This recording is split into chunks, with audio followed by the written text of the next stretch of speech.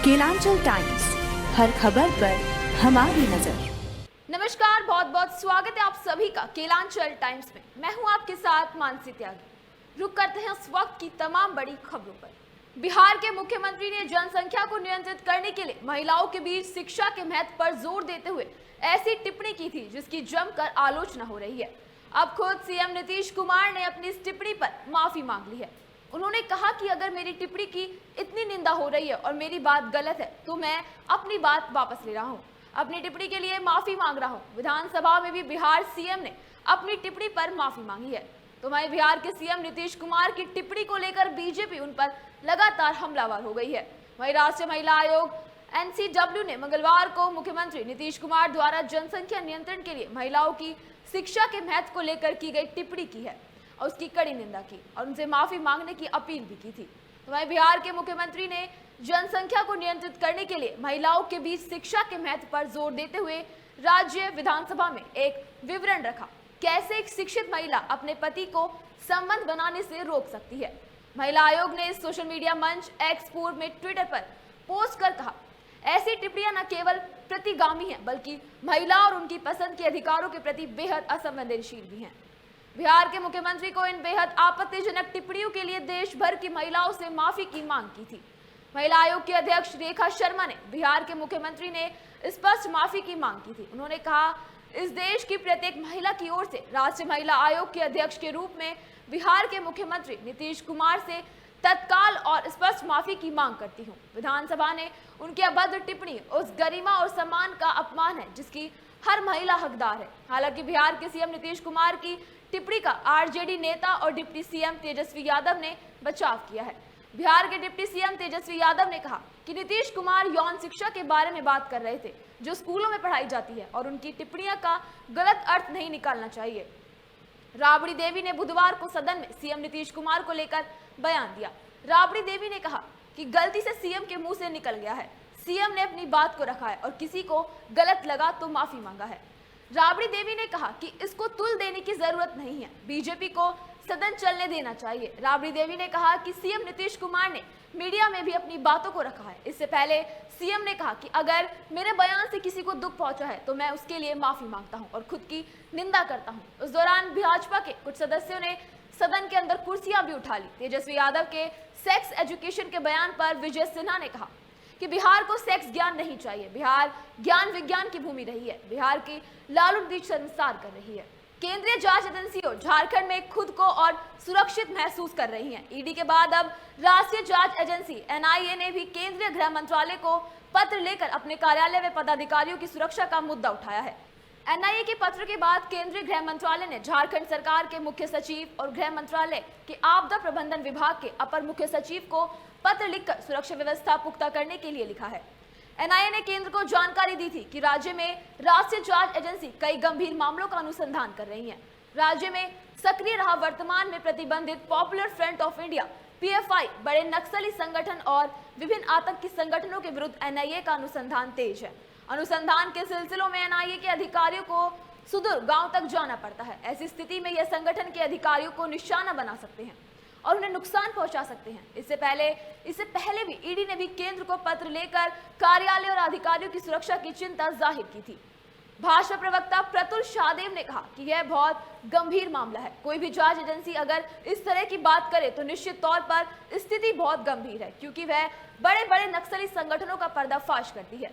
ऐसे में अगर वही खुद और सुरक्षित हो तो कैसे और किस तरह वह जांच कर सकेगी। झारखंड में NIA ने बड़े मामलों का खुलासा कर चर्चा में है। राज्य में PFI, नक्सलवाद और आतंकी संगठनों के विरुद्ध NIA का अनुसंधान लगातार जारी है। केंद्रीय जांच एजेंसी ने अपनी सुरक्षा को लेकर केंद्रीय गृह मंत्रालय को पत्र लिखा है और अपने ऑफिस और पदाधिकारियों की सुरक्षा का मामला उठाया है। तो वही NIA के पत्र के बाद केंद्रीय गृह मंत्रालय ने झारखंड सरकार के मुख्य सचिव व गृह कार्य व आपदा प्रबंधन विभाग के अपर मुख्य सचिव को पत्र लिखकर सुरक्षा व्यवस्था पुख्ता करने के लिए लिखा है। अब सरकार के स्तर पर इस पर विवाद किया जा रहा है। बहुत जल्द सुरक्षा ऑडिट के बाद NIA की सुरक्षा भी बढ़ाई जाएगी। NIA ने पत्र लिखकर कार्यालय व अपने अधिकारियों की असुरक्षा का मुद्दा उठा दिया है, जिसके के बाद राज्य सरकार और गृह मंत्रालय की चिट्ठी मिली है। इससे पहले झारखंड में ईडी ने सुरक्षा की मांग की है। एनआईए झारखंड में असुरक्षित महसूस करने के बाद केंद्रीय गृह मंत्रालय को चिट्ठी लिखी है, जिसमें अपने ऑफिस और अफसरों की सुरक्षा का जिक्र किया है। चिट्ठी मिलने के बाद गृह मंत्रालय झारखंड सरकार के मुख्य सचिव व गृह कारा व आपदा प्रबंधन विभाग के अपर मुख्य सचिव को पत्र लिखा है और सुरक्षा व्यवस्था पुख्ता करने की मांग की है। इसी के बाद सरकार इस पर विचार कर रही है। इसी प्रकार बिहार के पटना स्थित फुलवारी शरीफ से बहुचर्चित पीएफआई के संदिग्धों को पकड़ा गया था। पीएफआई झारखंड में बैन है, लेकिन इसके कार्यकर्ता व संदिग्ध राज्य में छुप कर रह सकते हैं, ऐसी एनआईए को आशंका है। एनआईए ऑपरेशन डबल बुल मामले में हत्यार को बब्बर खालसा इंटरनेशनल यानी कि बीकेआई कनेक्शन खंगाल रही है। राज्य में आधा दर्जन से अधिक नक्सल कांडों में भी एनआईए की जांच जारी है। इन सभी मामलों की जांच के लिए एनआईए चर्चा में है। दिल्ली में वायु प्रदूषण की वजह से लोग दम घोटू हवा में जीने के लिए मजबूर हैं। एयर क्वालिटी गंभीर श्रेणी में बनी हुई है। केंद्रीय प्रदूषण नियंत्रण बोर्ड सीपीसीबी के अनुसार दिल्ली भर में वायु गुणवत्ता गंभीर श्रेणी में बनी हुई है। आनंद विहार में AQI 452, आरके पुरम में 433, पंजाब बाग में 460, आईटी में 413। दिल्ली में मंगलवार को केंद्रीय प्रदूषण नियंत्रणालय बोर्ड के अनुसार वायु गुणवत्ता गंभीर श्रेणी में बनी हुई थी। आनंद विहार में AQI 432 है, तो आरके में पुरम में 437, न्यू मोती बाग में 410 दर्ज किया गया था। गौरतलब है कि दिल्ली में लोगों का सांस लेना दुर्लभ हो गया है। वायु प्रदूषण की वजह से लोग अपने घरों से निकलने के लिए भी कतरा रहे हैं। मंगलवार को सुप्रीम कोर्ट ने पंजाब सरकार से कहा था कि पराली जलाने पर रोक लगाएं। सुप्रीम कोर्ट ने पंजाब से कहा था कि हमारा मानना है कि हर समय राजनीतिक लड़ाई नहीं हो सकती। हम चाहते हैं कि यह पराली जलाना बंद हो। हम नहीं जानते कि आप ये कैसे करते हैं, यह आपका काम है, लेकिन इसे रोका जाना चाहिए। तुरंत कुछ करना होगा। दिल्ली में वायु प्रदूषण को रोकने के लिए सरकार फिर से ऑड इवन सिस्टम लागू कर रही है। 13 नवंबर से 20 नवंबर तक के लिए यह सिस्टम लागू किया जाएगा। दिल्ली में बढ़ते वायु प्रदूषण की वजह से यह फैसला सोमवार को लिया गया था। खतरनाक हवा के कई कारण हैं। इसमें हमें कई तरह की बीमारियों का खतरा रहता है। इसमें फेफड़ों की बीमारी होने की सबसे ज्यादा आशंका है। दिल्ली के आसपास के शहरों में कई इलाकों में PM 2.5 दर्ज किया गया। सबसे पहले आपको बताते हैं कि PM क्या है। PM का पूरा फुल फॉर्म पार्टिकुलेट मीटर है। यह धूल, मिट्टी, केमिकल्स आदि के काफी छोटे छोटे कण पार्टिकल्स होते हैं। ऐसे कण हमारे आसपास हर वक्त हवा में मौजूद रहते हैं। ये पार्टिकल 2.5 माइक्रोमीटर या उससे भी छोटे हो सकते हैं। ये इतने छोटे होते हैं कि आसानी से हमारे शरीर में प्रवेश कर लेते हैं। शहर की वायु गुणवत्ता शनिवार को बहुत खराब श्रेणी में पहुंच गई थी। अक्टूबर 2023 में राजधानी की वायु गुणवत्ता पिछले 2 वर्षों की तुलना में खराब रही और मौसम वैज्ञानिक इसका मुख्य कारण कम बारिश बता रहे हैं। दिल्ली के पर्यावरण मंत्री गोपाल राय ने कहा कि हमने ऑड इवन का फैसला लिया है। इसके लिए हार्वर्ड यूनिवर्सिटी और दिल्ली टेक्निकल यूनिवर्सिटी की रिपोर्ट का अध्ययन किया जा रहा है। इसकी जानकारी सुप्रीम कोर्ट में भी दे दी जाएगी। जनता को सार्वजनिक परिवहन का उपयोग करते हैं क्योंकि उसे प्रोत्साहित करने के लिए वह रोक लगाएगी। जैसे बसों, मेट्रो ट्रेनों की संख्या इसीलिए बढ़ाई जा रही है। पराली जलाने पर हरियाणा के मुख्यमंत्री मनोहर लाल खट्टर ने कहा, यह दुर्भाग्यपूर्ण है कि कुछ लोग इस पर राजनीति करते हैं। इस पर राजनीति करने वालों को किसी तरह से कोई लाभ नहीं हो रहा है, बल्कि इसका उन पर ही असर पड़ रहा है। हमने हरियाणा में बहुत कुछ नियंत्रित किया है। उन्होंने कहा कि पराली एक व्यवसायिक उत्पाद बन गया है और इसका मूल्य मिलता है। मैं दिल्ली के CM अरविंद केजरीवाल और पंजाब के CM भगवंत मान से अपील करता हूं कि अगर हमारी सहायता की आवश्यकता हो तो हमें तुरंत बताएं। हम हमेशा देने के लिए तैयार हैं। यह कोई राजनीतिक मुद्दा नहीं है। प्रधानमंत्री नरेंद्र मोदी ने मध्य प्रदेश के गुना में चुनावी रैली को संबोधित करते हुए बिहार के CM नीतीश कुमार पर बड़ा प्रहार किया है। जनसंख्या नियंत्रण को लेकर विधानसभा में दिए CM नीतीश के बयान की आलोचना करते हुए कहा, ईडी अलायंस घमंडिया गठबंधन के बहुत बड़े नेता विधानसभा के अंदर माताओं बहनों के लिए ऐसी भद्दी बातें कर रहे हैं जिसकी कल्पना भी नहीं की जा सकती। माता बहनों के अपमान के खिलाफ गठबंधन के लोग एक शब्द नहीं बोल रहे हैं। इन्हें शर्म आनी चाहिए।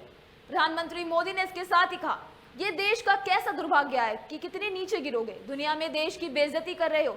जो लोग महिलाओं के बारे में ऐसा सोचते हैं, क्या वे आपके लिए कुछ अच्छा कर सकते हैं?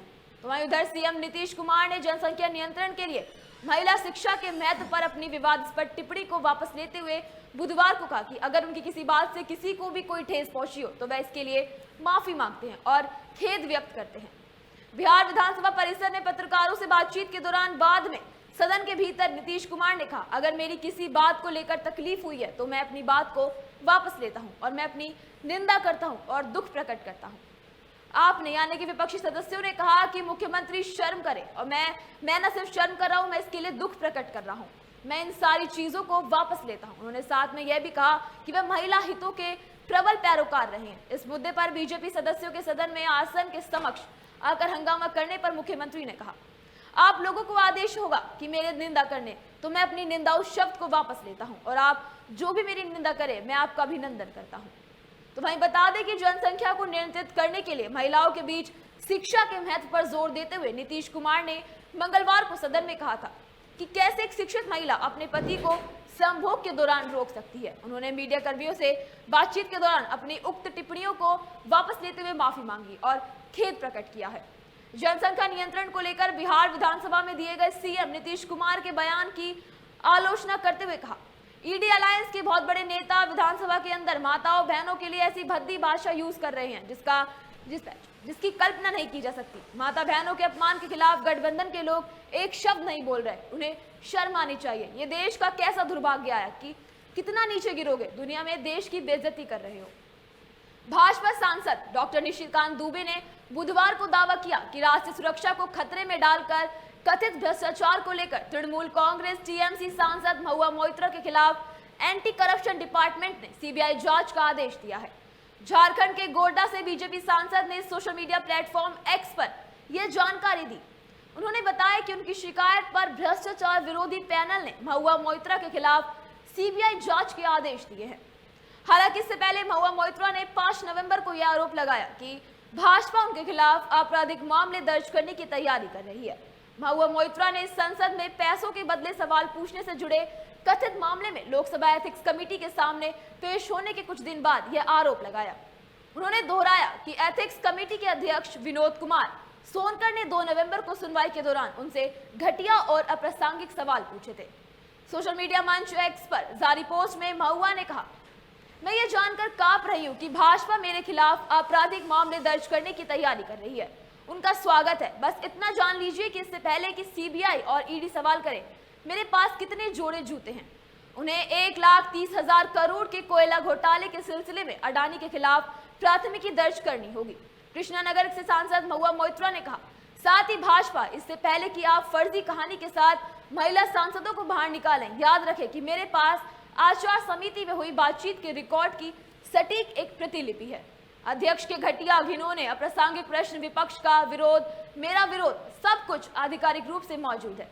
महुआ मोइत्रा ने इस बीच कहा कि मीडिया जो मेरा उत्तर जानने के लिए फोन कर रहे हैं, उनसे कहना है कि सीबीआई को 13,000 करोड़ रुपए के अडानी कोल स्कैम मामले में पहले एफआईआर दर्ज करनी होगी।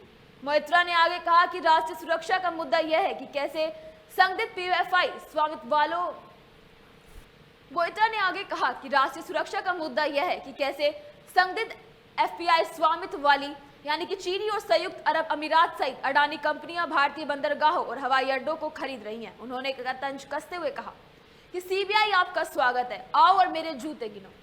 तमाम ऐसी बड़ी खबरों के लिए जुड़े रहें केलांचल टाइम्स के साथ। केलांचल टाइम्स, हर खबर पर हमारी नजर।